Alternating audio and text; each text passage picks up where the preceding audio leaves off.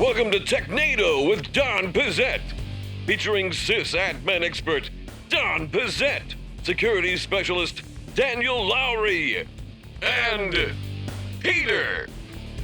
Hello and welcome to Technado with Don Pizzette. I'm your host, Peter Van Rysdam, and I am joined by not Don again, which... We're joined by Wes Pizzette. Wes Pizzette, yeah. Congratulations on your nuptials.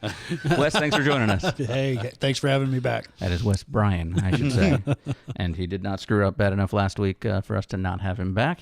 Hey, that's good. And somehow neither did Daniel. Yeah. Yeah. Daniel, how are you? I keep trying. One of these days, You'll do it. I'll say something real bad, and then that'll be Or the end of it. you know, one of these days someone will listen, and they'll hear the things. So that's the thing, is we good. fly under the radar Yeah. that no one actually is watching this. That'll do it. Well, we're still early in the podcast. That's Give it a not second. true. You know, give it a few minutes. Many people are watching, and especially today because of our special guest. And I wore a NASA shirt because we have, he doesn't work at NASA, but he works in space. Well, he doesn't work in space. I'll just introduce him. We are joined today by Tyler Browder, who is the CEO and founder of Kubos. Tyler, how you doing today? I'm peachy. Hey, thanks for having me. So you're not in space, though, just to confirm? That's accurate. Yes, Okay. not in space. Head in the clouds, though. Yeah. Well, yeah. Whatever. That's different. Yeah, Story. that's a whole different thing. I've had that for years. All right, well, let's get to know Tyler a little bit in our first segment today, which is rapid fire questions. Who do you work for? What's new? Who are you? What's happening? What's wrong with you? All right, Tyler, so we've kind of alluded to what your company does a little bit, but we're going to ask you a few questions here, put 5 minutes on the clock, and get to know you a little bit. So my first question for you is, can you just give us a little bit of an overview of Kubos? Yeah, Kubos is a software company building a cloud-based mission control platform for tracking, communicating, and understanding satellite data. You know, when it comes down to it, Tyler, you are the co-founder. So what led you to start this business? So I had a friend who was a software engineer who had worked in space, and he came to me and said, "I have an idea. I want to get back in space, start a company, and I need someone to sell. I'll build it. You sell it. Let's go out and build a new company in space dealing with satellites." And at the time, I knew basically nothing about satellites and didn't know anything about software. But I said yes, and so here we are. This is what happened, and I later took over the role of CEO and have been leading the company ever since. You know about software and space and stuff now, right? Oh yeah, I've caught up. Yes. Okay. So space is up then, right? Okay. Hold on to checks notes. Sounding good. Direction yeah. matters. All right. Yeah. That's really good. I read the book. And if there's one thing I've learned from being on the Technado and around this is that when someone comes up to you and asks you to do something you have absolutely no idea what to do, you say yes. That's opportunity. And then you just 100%. succeed for whatever reason. So speaking of, you were talking about how you were not in the space, if that makes sense. Yeah, that's good. From what I understand, you were in IT for healthcare. How the heck did you, was that something you were like, oh, yes, finally, I read that book on space 2 minutes ago, and now I can get into it. How did that jump? Like, was that something you wanted to do?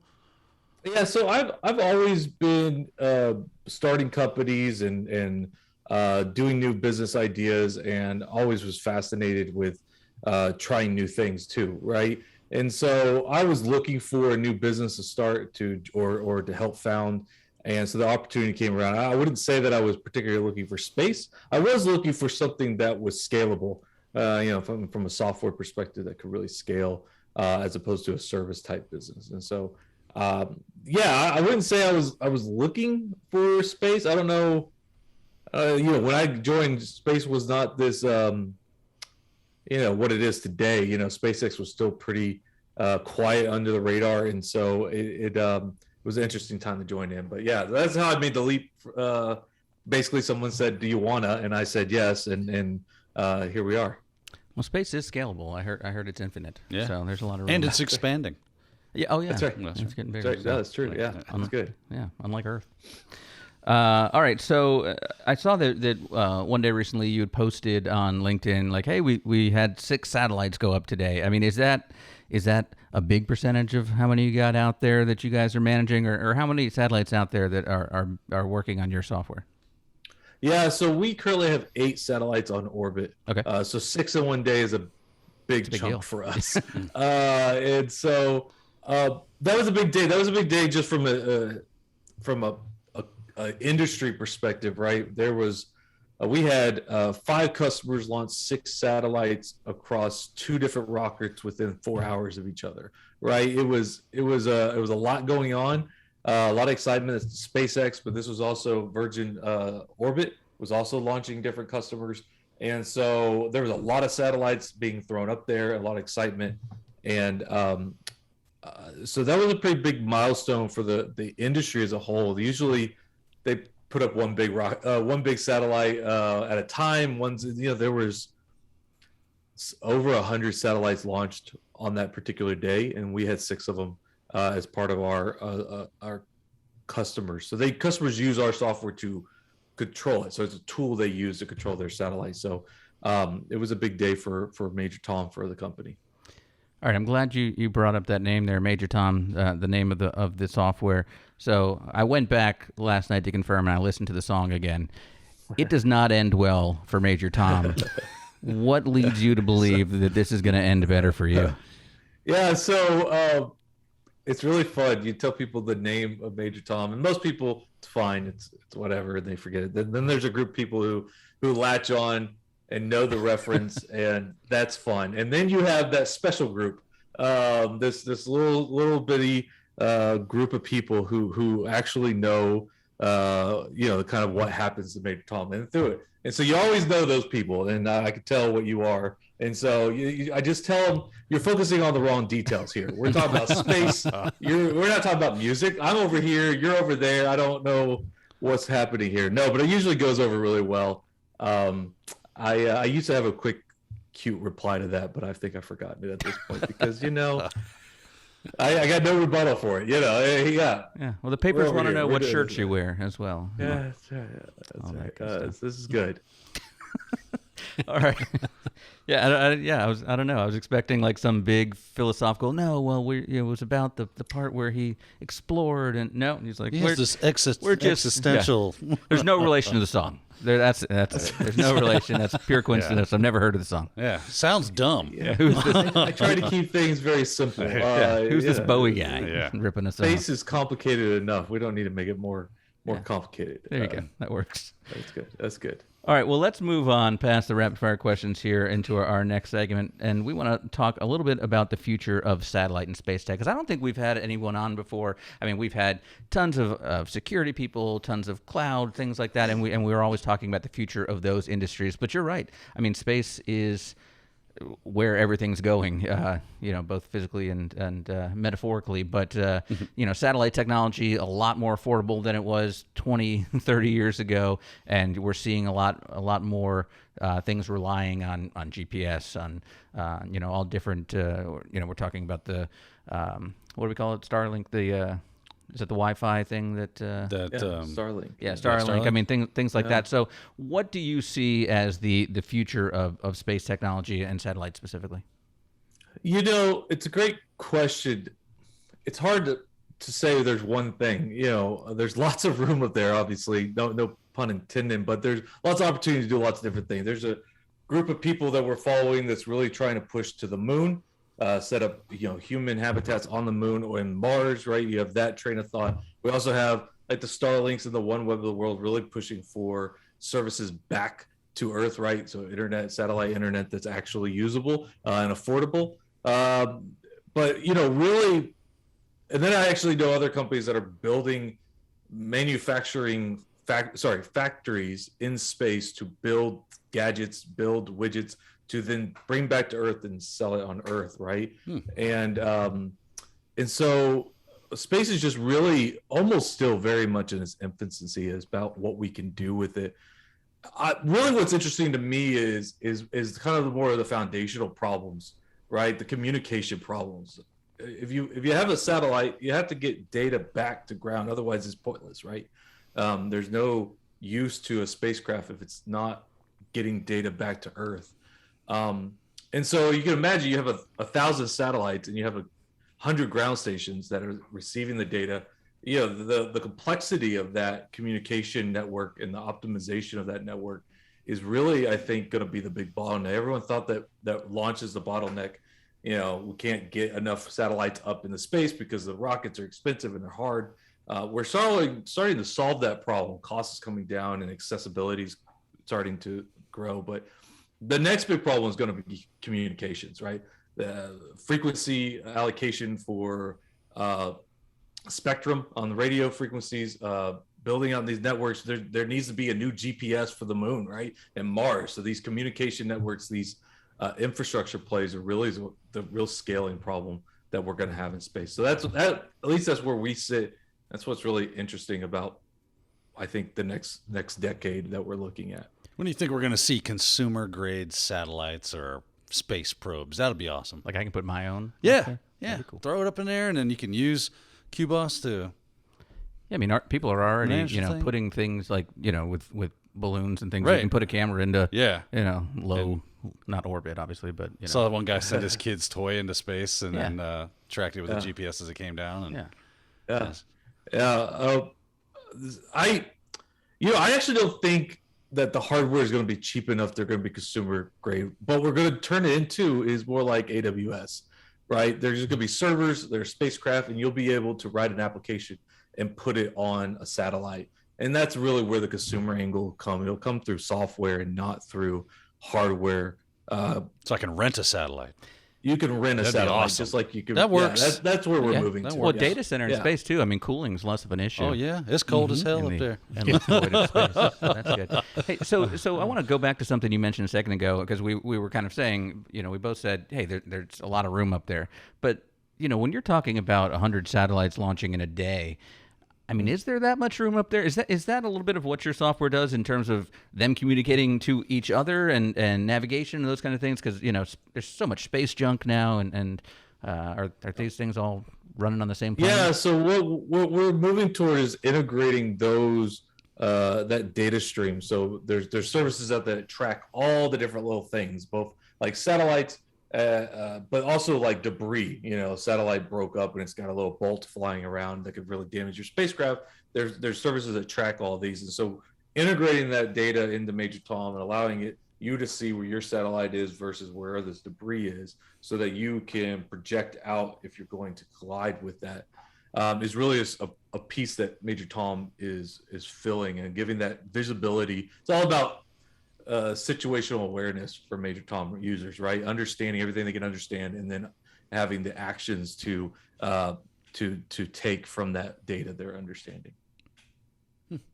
I like it. Yeah. I like anything to do with space. It's cool. Any closing thoughts, Wes? No, man, it's exciting technology. It's really the final frontier, they say. Yeah. Right. Yeah. Proud of that We're one, gonna too. boldly that's go. good. I do envision you talking about space trash kind of floating around. Like eventually there will be space garbage men that just well, Bob, let's get out there and get those nuts and bolts. They're gonna fly. Well, doesn't it through just the fall to satellite. Earth eventually? And Well, uh, no, They actually have a decaying just- orbit. Yeah. Well, they just did this. A satellite just launched and proved that they can use a magnet to take dead satellites, and then they shoot them down to Earth so that they'll decay faster instead of just spinning up there for another 10 years. Can we deal with yeah, the so- garbage pile in the Pacific Ocean first? And then, I'm assuming a lot of it would like kind of melt and yeah. Burn up on reentry. Yeah. I mean, it would have to be pretty big to, right? Well, it will burn up. It's just when will it burn up? It could right. be another 10 years before it gets low enough right because to burn up. Well, you don't want it up there for 10 years. Or do we?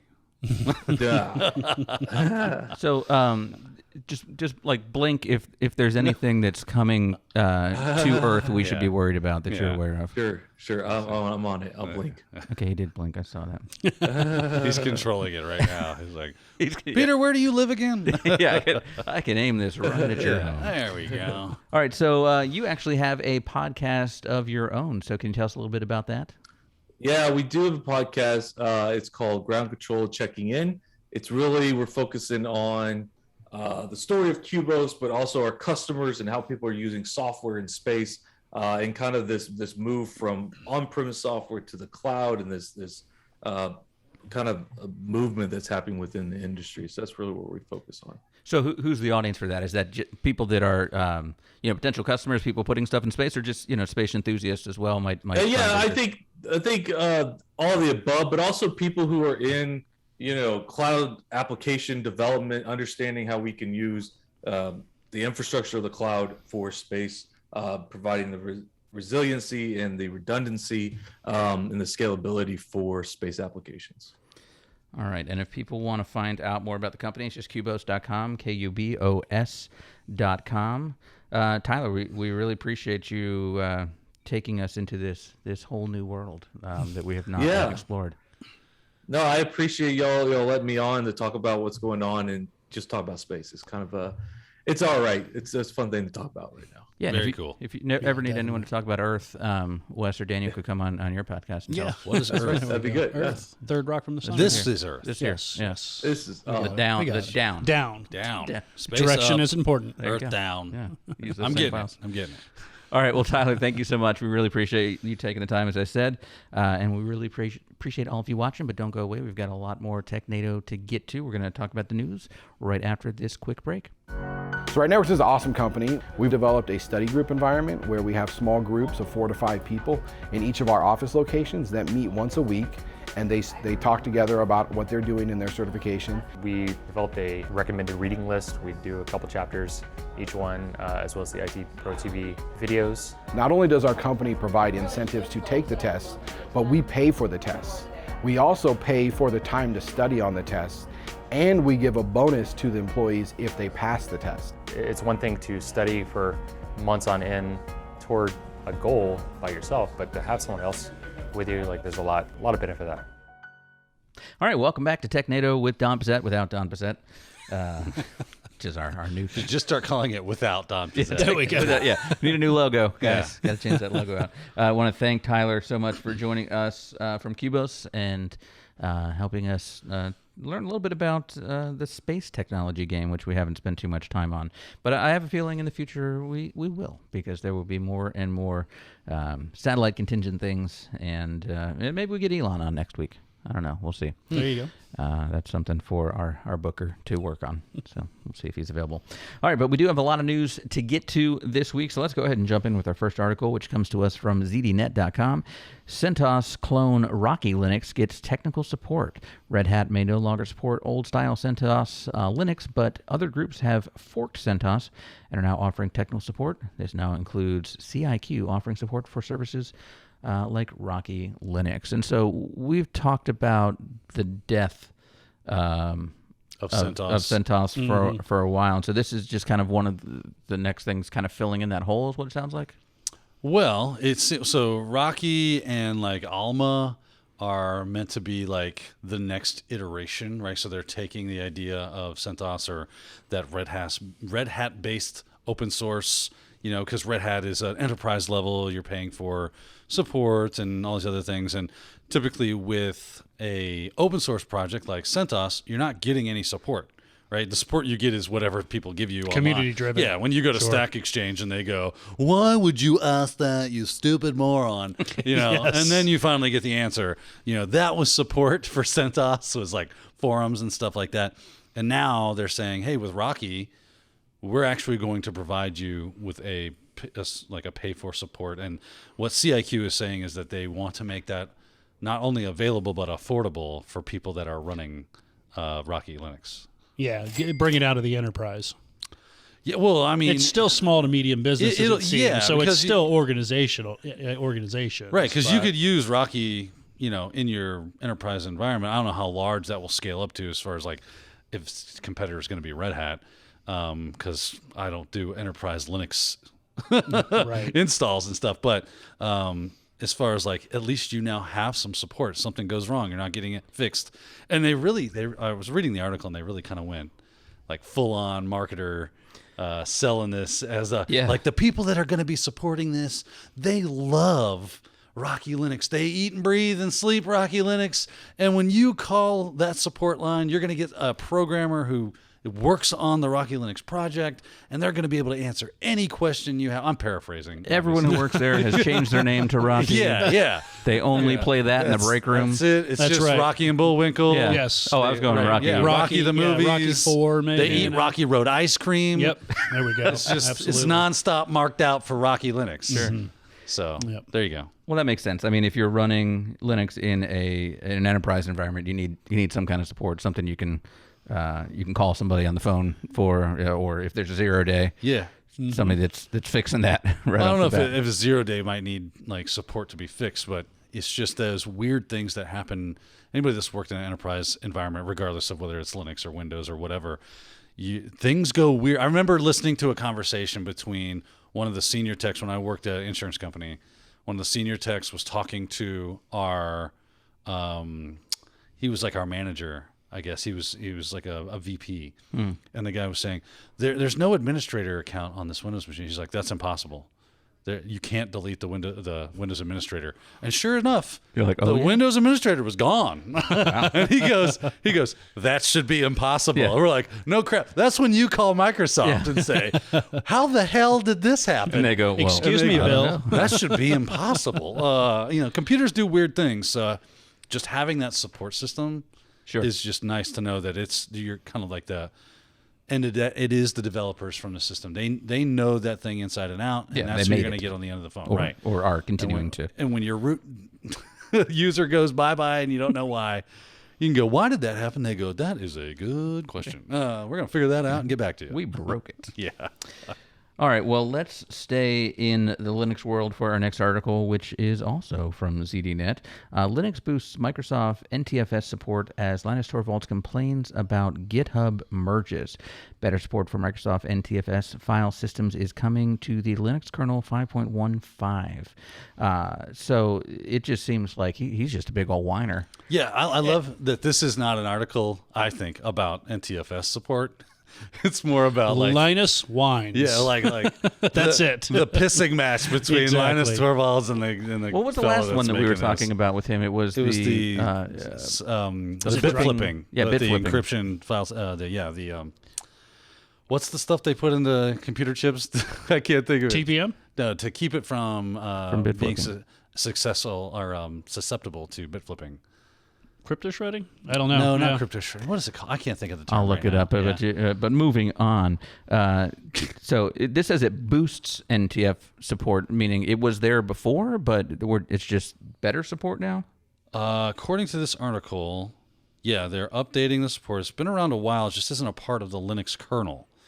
And now It's now to be is. baked in Yes. down. So And, you're- and it's always, it seems to, and I know you use Linux a lot more than I do, but NTFS has always been kind of like a wraparound type thing where it's not full functionality. There's typically issues with it. I don't know, honestly. Yeah, yeah. I don't dive into the Windows world and use They call it NTFS a lot. support, but it's support Right. with two crutches. Now, here's You my know? litmus test. If I have an NTFS, not encrypted, but formatted disk, and I plug it in, can it read it? Yeah, and in the past it's only been read, but now right. you're actually being able to do read and writes to Right. it as well.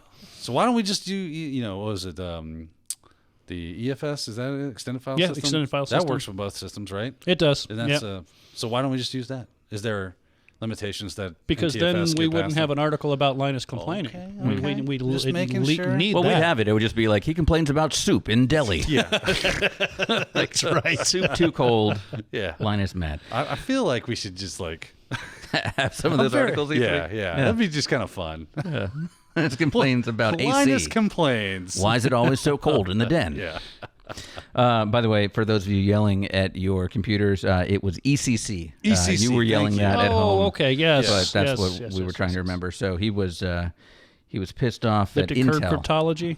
cryptography, I mean, I think is what it is. Yeah, he favored AMD. Error correcting. Oh, error correcting code. Yeah, Yeah. like memory. Yeah. Okay, got it. Well, I'll get it right. It's one of those things. You're our acronym guy. Yeah, I know, I but know. there's so many different acronyms or meanings Depending to the on same acronym. Right. Yeah, You you have things that I hate that when it's like two things. And I really think that there's some old guy going, this is all I get paid for. Let me take these letters and figure out how to mess with the rest of the Yeah. IT industry. He takes the bag from Scrabble and just pours some out and goes, Goes, all right, I'm going to make an acronym out of this, I guess. That's our new chip. There we go. Nice. LMNOP. Yeah. There it is.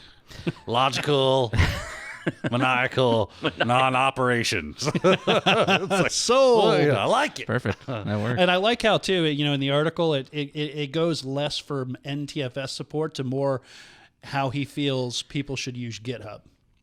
Yeah. Have you noticed that? Oh, yeah. Let me show you how to do the pull the right way, or the So he commit was saying the right he was way. saying there were like problems with using the Git web interface for doing the commit. Yep. And that if you use the standard functionality, that you don't incur all those problems that come along with using that. And that's what he was telling him, like, hey, next time, don't do that because it causes issues, and hopefully there's not going to be any regression problems because of it. I don't see any, but it could cause that in the future, so please don't do that. That's what he was saying. I don't think he ever used the word please. Probably not. Linus, if you're listening, we'd love Unlike to have Obama's translator. you. Yeah, we'd love to have you on the show, Linus, if you're listening, and we can set up like a celebrity boxing match with you and Wes. Oh, that'd be fun. Why me? Well, you're kind of the one that's Wes is ready no to hit mercy him. a little bit. F you, Linus. Okay, that'll work. Like he doesn't say please. He doesn't say please. No. I That's think when he's Wes got throws like, a bag of dough urine on him and take that. How dare you never say please? that'll show him. All Now right. you got something to complain about. Man. Hey, while we're talking about news here, I know a lot of you are sitting at home going, "Why aren't you guys talking about the big Apple announcement?" And that's because it's happening right now when we're recording this. So we will take the time necessary to dissect those articles and have them for you next week. Okay. There's a new phone. Ah, There's some new iPads so far. So they released new products. I was really hoping Yeah. to care. This one's going to have a smaller screen and more Retina pixels. Oh, a smaller screen? I don't know. That was climbing up my priority ladder and just took a Yeah. dive. Yeah. What would be funny is if they're like, here's what we've done. We've taken the phone and we've removed it out here, and you can't actually access it. All you get is you get to yell at the phone, and hopefully they can hear you, and then it'll do the things you do. Yeah. But it's Apple. And it just works. We've made the phone bigger and the iPad smaller. There you go. We Hold on. basically renamed them. So this is the one I put in my pocket now. This is the one that goes in the bag. Yeah, Okay, got it. perfect. Nailed it. Perfect. All right, well, let's move on to the next article that we know about from CNN.com. Some of the most iconic 9/11 news coverage is lost. Blame Adobe Flash. And we had the 20th anniversary of the 9/11 attacks just this last week, and so it was kind of interesting that this article is showing that some of the stuff that had been saved from back then, because back in 2001, Flash was it. That was the like, thing, this yeah. is the thing we're going to be using. And then we found out Flash also was like the biggest security hole on the internet, right? Nah, it's fine. Well, because it's gone. As long as you don't use it. I'm As long as you gonna don't send you to this implement website, man. Make sure you click yes on anything that asks you. So Well, what I think is kind of crazy is that even in life, Adobe Flash, we had problems with it. Now in death of Adobe Flash, we still have problems with That's what we call irony. it. That's right. So I would think that there would be easy ways to. I mean, I can take VHS tapes and buy a thing that turns it into digital. Why is You that wouldn't not think that would the be a case here? problem, right? We always thought, well, have we got analogs, anything, Yeah. if we digitize it, man, it's going to last forever. Well, apparently that's not the case. So what does this mean here, though? That I would need Flash to view these things, but someone has just got to take the time to convert them. So there is a project that's trying to, like, I think the archive.org is attempting to do that. I like what Don was saying. He said, but they started with Star Wars: The College Years and not 9/11 footage. They're working They on that Star Wars. prioritized a little wrong. That Star Wars Christmas special. Once we get that done, then we'll do the Oh, assassination of yeah. JFK. Here we go. Now, my question is like, so there was a lot of footage of 9/11 when that happened, as anybody that was alive during that time. Yeah, And, that's you when know, 24/7 Right. news kind of and started. it wasn't in Flash, so what? I mean, wasn't But it most was of in that Flash stuff on there. basically like converted into Flash articles on their websites? But I would think that the stock footage actually still exists in its original format. Yeah, but that original format back then would have been tape too, so that would have been Right. digitized to probably Flash. But you would think it would still be like an MP something or, a Wouldn't it move be file FLV or whatever? I don't think know. FLV was the Flash video format, so that's what they're saying is if but I thought you could still play an FLV and I can play anything on VLC. Thank you. On Yeah, VLC, I can play anything. Dude, I could probably engrave a stone tablet and it'd play that thing. So there you go. We solved the issue in this Yes, article. Just download VLC. Well, there was another company that was trying to or has developed some sort of like basically an interpreter or emulator It's a of Winamp? Flash. Yeah, it's Winamp. It really kicks the llamas. I used to use Winamp. I know, everybody Yeah, did. it was I mean, great. VLC was your video player, Winamp was your audio that's how player. that's how you I know, roll. all those Don't cool forget skins. Real VNC, or not Real VNC, but Real Player. Remember Yeah, Real Player? I do. Yeah, that was the good stuff. Oh man. Takes Anyway, you it was back. it's called Ruffle, I think, if I'm not mistaken. Yeah, but luckily they're taking all this stuff from Flash and they're converting it into Silverlight. So just Netflix, I think, used to run on Silverlight. Netflix. I remember when the must Olympics install. they announced like the Olympics will all be broadcast through Microsoft Silverlight Online. Like whoa. Yeah. Wow, that was some money for an And endorsement. then, for whatever reason, the Olympics kind of dropped off in ratings. Yeah, because nobody Nobody could can see do it. I'd love to watch the Yeah, curling, sports is sports, I guess. but sports is sports. Well said. All right, let's move on to an article that is written by our good friend and former guest, John Hammond, over at Huntress. This is on their blog, huntress.com. Cybersecurity Advisory. Hackers are exploiting CVE 2021-40444. And, those numbers mean nothing to me, Daniel, but I imagine they mean something to you. Well, they mean something to you. You just don't realize I don't know what they mean. it. Yeah, maybe not personally. Honestly, the CVE nomenclature is just the year that the vulnerability Yeah, it's was a 2021. discovered, and then an arbitrary, non-reused. Does it start from 0? So is this number 40,444? No, it's arbitrary from what I understand. Oh, okay, Yeah, okay. it's just grab a number that's not being used and throw it on the end of this thing. Perfect. Love it. And there you go. So who does the CVE affect? This CVE affects anybody that's using Microsoft products. yeah, Like Silverlight. Yeah. yeah, exactly. Yeah. Any Windows operating system, Yeah. any of the My Office Zune products. is screwed. This is like, so you know what this teaches me is the same thing that I've been telling everybody. Y'all click links on stuff and you download stuff from your email, and you're gonna have a bad day. Arbitrary code execution. Yeah, man, that's there you go. There we go. That's There, it. there we go. Because Made it all worth it. when you download things and run them from places that even you might be like you trust it per se, right? Like the things you don't send know. me. Yeah, all the time, right? Yeah. How do you think I stay logged into that FOSCAM? Did you get So- those gift cards? Absolutely, Was that too? I did. I did, and those people, thank you, because that's Those people. super helpful. Yeah. I got those gift cards and I spent them. Yeah, man. I don't know why I always get iTunes, but All right. So what is there a Just blow it. specific product within Microsoft? This is Microsoft Office. Yeah, so it's anything- Office and Windows. it's anything that runs the MS-HTML renderer engine, render engine. Okay. So this is basically like when you have interesting content inside of your normal content, like a docx file, and you want to have some interesting content in there, you can have it call to the render engine of the MS-HTML, and then it will go, boom, I'm running remote code, right? That's the problem. So you download Gotcha. some sort of file, I send it to an email. So obviously phishing is going to be involved with this. So I send you an email, it phishes you, you download the file, which looks like a normal docx or a RTF file. I think the original was in Office 365, if I'm not mistaken. It was using like the preview functionality or whatever and calling out to a file via those methods, and ActiveX as well. It's pretty complex. Microsoft's got a write up on it. You can read up the executive summary. Yeah, and But- John's article does a great job too, Yeah, of breaking it down. With John has definitely been spending some late hours poring over this, and he even developed a proof of concept and has a demonstration there on this article. So it's kind of cool to watch where you just run this docx file and then it executes code where he gets shell access back to your computer.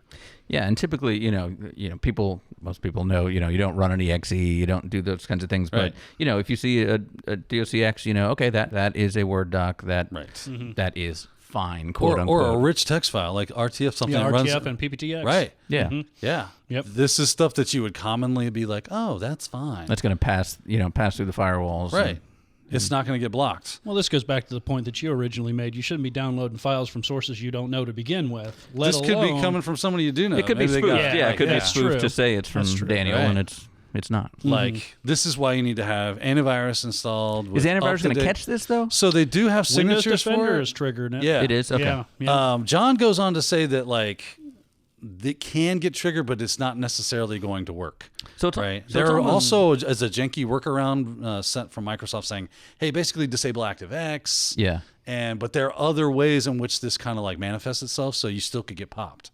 This reminds me of all this stuff like that you could get hit with macros, because the file seems yeah. legit, and you Right. get it, and then so you're able to download it. It's not caught at that point. It's when Right. when it tries to run something when you open it. Yeah.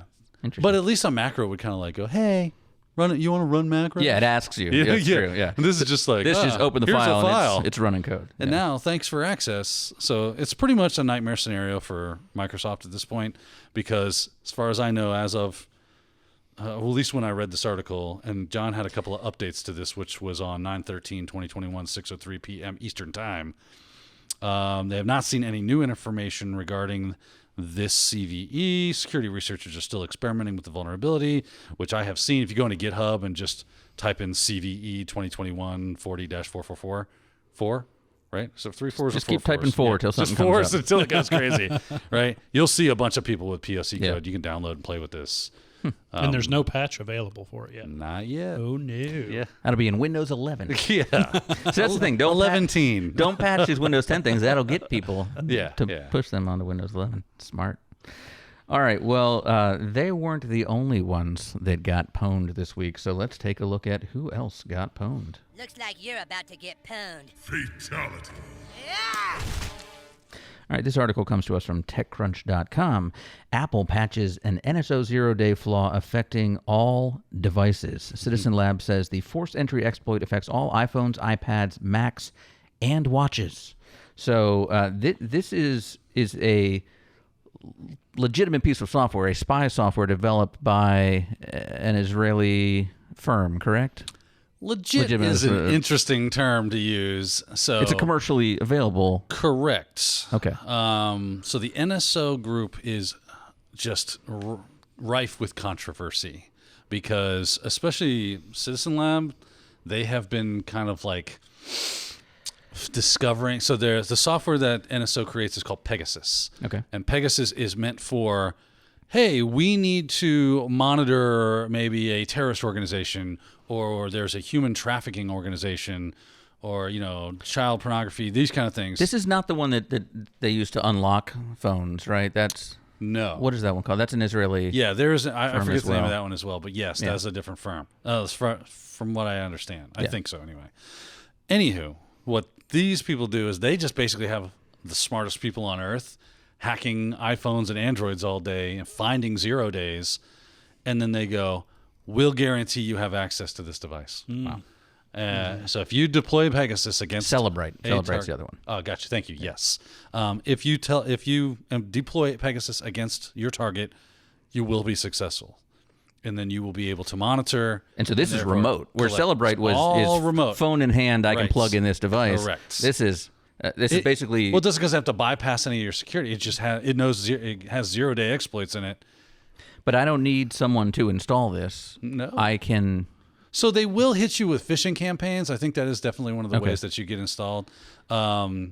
And from what I understand, actually, if you've watched or listened to the latest episode of the Darknet Diaries, Jack Resider actually is interviewing someone from Citizen Lab about the NSO group and Pegasus. It's all about this. So not this specific exploit for Apple devices, but Pegasus itself, how the NSO group has responded to criticisms in the past, and what do we think about them? They're finding Pegasus software on journalists' phones. Yeah, And and that's the activists problem. And things I Right. see. Yeah, Right. because they might have legitimate reasons to build this software, and they might say this is for when people bring a warrant and they need to get them. But you sell it to a rogue state, what is legitimate in their NSO eyes. says that they don't do that, right? Well, but then you find, and then they even, from what I understand, NSO Group has said that the Citizens Labs claims that they have found their Pegasus software on journalists is a mistake, or they're lying. And or someone is using a similar code that they say It's not them, though. They don't do that. Yeah, baloney. So I don't know if you want to believe them or not. I don't know enough about it other than, just some. But we see it on there's reports of it being on a Saudi activist phone, a Bahraini activist phone. So people that are dissidents, maybe speaking out against the government, all of a sudden this software is on your phone, and it makes you wonder. And some people have been killed. Well, you think back to Jamil Khashoggi. I think the Saudi journalist and that whole thing. I mean, chances were that this kind of stuff was happening before that. So the question is, everyone's saying go patch your phone now? I've been seeing that everywhere today. But is there a way I can pull out my phone and see if I've got this running?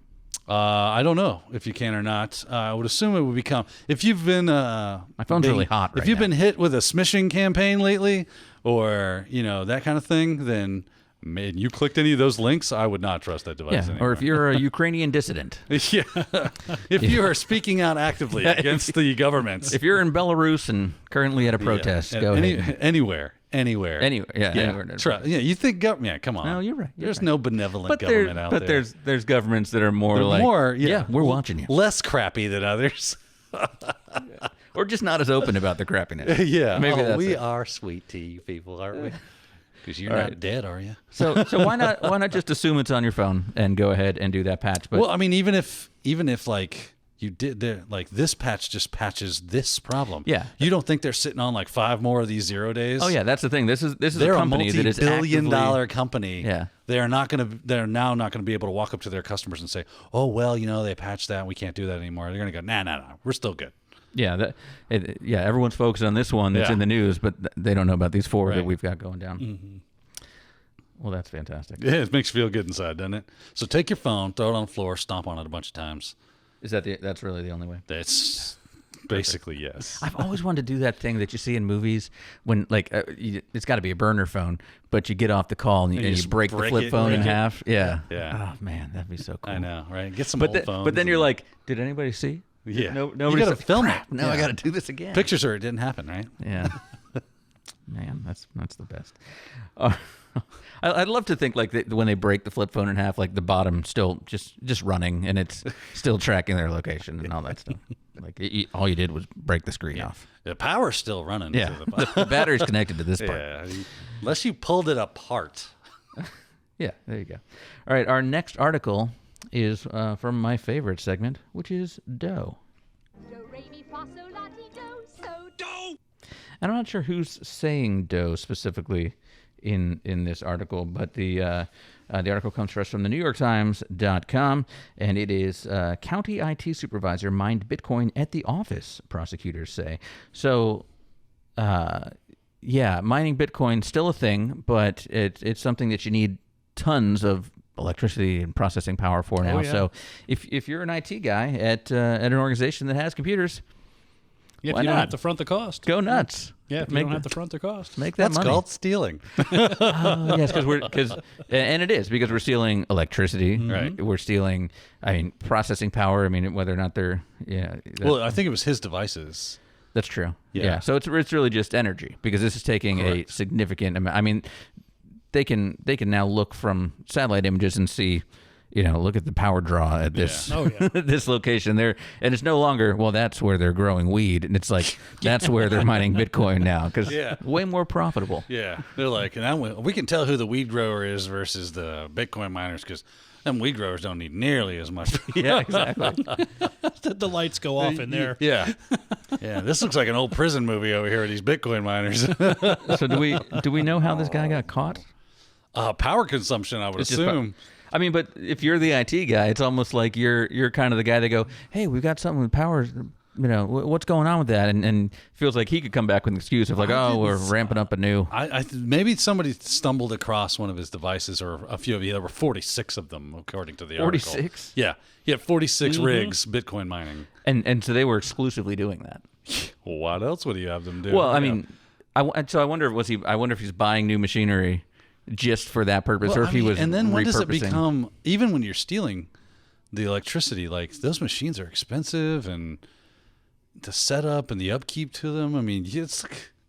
Yeah, it says that I'm looking here. The bills ran in excess of $6,000 a day. Yeah, it doesn't say how often. I would assume that's a month. Yeah, but that's still a lot of electricity. Yeah, and so I don't know what that number of devices would usually cost, but it would be.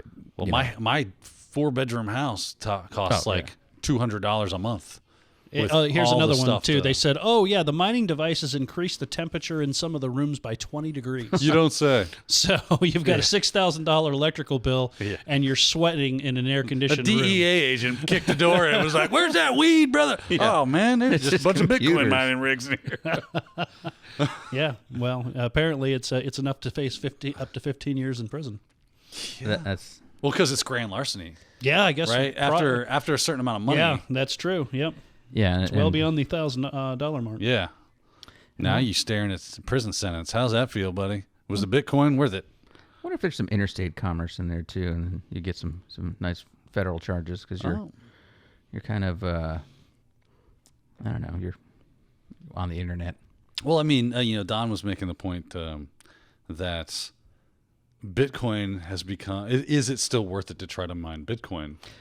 Because the only way you can be profitable off of it is to steal electricity in order of $6,000 a month. Yeah, if you're not the one paying for it. Running a botnet that is out there mining for you when it's not your money.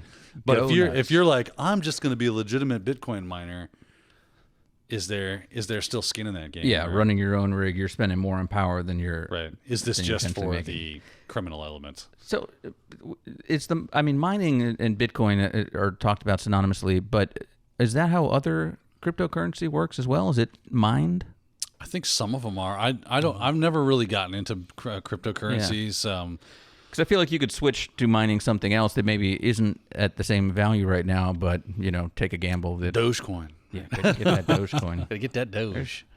There's a lot. I got like this lady in my neighborhood. She has a Shiba Inu, and it looks just like the Dogecoin one, like same color, like perfectly matched. I'm like, "Are you the Dogecoin lady?" She's like, "What's Dogecoin?" Dogecoin lady. Well, I'm like, "Your dog looks like the Dogecoin dog." There is a new company that's in our building that does cryptocurrency stuff. So we should maybe have them come over. There you go. Yeah, or I'll just stop him next time I see him in the urinal. Yeah. Like, hey, what's up with that? Reach over and pat him on the back. Yeah. What's going on, man? Hey, what you doing down there? Good. So you were right, Dan, too. Some of the charges, it looks like 3 charges in, what is it, public corruption. Public corruption. That's a fun one. Grand larceny. Grand larceny. And then computer trespass. So apparently he wasn't using just his own machines. So when he goes into court and the judge calls him up and he goes, "So you are charged with public corruption," you're just going to see a bunch of heads be like, what's going on here? Yeah. This isn't a traffic violation? Everybody else there for their DUIs and stuff. Like, this guy. Oh, you were driving without insurance? This guy really messed up. Everybody does that. Yeah, what are you in for? Yeah. Public corruption. That's the hard guy. You don't mess with that guy. So you were teaching kids to like steal? Like, what's public corruption? It's a lot better than private corruption. Yeah, that's right. All right, hey, we want to let you know about a couple things coming up from IT Pro TV. First of all, we have a Microsoft free weekend. It's happening September 18th and 19th. Going to have a bunch of courses like Microsoft 365 Fundamentals, which is the MS900, some PowerShell stuff, Azure Administrator, Azure Security, even managing Microsoft Teams. Those are all going to be free for that weekend. All you have to do is sign up for a free account over at itpro.tv. Free. Again, that's September 18th and 19th, so be sure to check that out. I have a hot corner set up on this computer, and every time I get anywhere near that right corner, it just shuts the whole thing down. Ready to go, huh? Yeah, I'm glad I didn't have it set to turn off computer completely. Yeah. Just turn off the screen. Also have a webinar coming up. It's the top 5 security risks of cloud computing, how to identify and avoid common cloud vulnerabilities. That is Thursday, September 23rd at 2 p.m. Eastern Time with Mr. Adam Gordon. And we'll be talking about all those cool risks that you got to face out there when you are cloud computing. So you can head over to itpro.tv/webinars to register for that one. You can also see all of the past webinars that we've done, like the one we just did did, Azure Virtual Desktop versus Windows 365, which is right for you. That's archived and up there, so you can watch that if you missed it. So yeah, definitely head over there, tune in live, or watch it after the fact, itpro.tv/webinars. And finally, head over to technado.com, and you can send us a note. You can let us know. Not technado. Technado also works, and probably some other things. itpro.tv/podcast, I think, or something like that. I don't know. But yeah, I say go to technado. But I'm a purist. So it's true. I mean, I'm not Croatian or something. So. Going after Dayan again. Starting a war. Yeah. But yeah, head over there. You can watch the latest episodes. You can send us a note and give us your feedback. And if we read that on the air, we will send you a Technado T-shirt. You can also click on the big orange button that says "Sponsored by IT Pro TV," and you can get a coupon code for 30% off the lifetime of your personal membership to IT Pro TV. You can also request a team trial and see all the great features available to teams from IT Pro TV as well, all over at technado, a.k.a. technado.com. All right, thanks, guys. Thank you again, Wes, for filling in and learning about space with us. Absolutely. What's your big takeaway from today? I still want to find out all the secret satellites. That's what I want to know. What was the one you were asking about? Oh, it's called the Black Knight. Black Knight. Yeah, if you got a tinfoil hat. K-N-I-G-H-T? Yeah, like knight is in chivalry. Man, if we talk about that next week, I have to look this up because my tinfoil hat intro here. Yeah, I mean, well, if you believe in lizard people, you probably do. Is that where the lizard people live? Maybe on the Black Knight? Yeah, no, they live at the core of the Earth. I thought they were, the core of the Earth in Antarctica or something like that. Or the moon that was base. X-Files. Come on, get your conspiracy theories right, man. Yeah. It's been a minute. It's been a minute. Yeah. Well, yeah, that's your reading for the week. Look up Black Knight and just go down that rabbit hole, and you'll be crazy by next week. That's right. And you'll be in the perfect mindset to join us on the next Technado. So we'll see you guys then.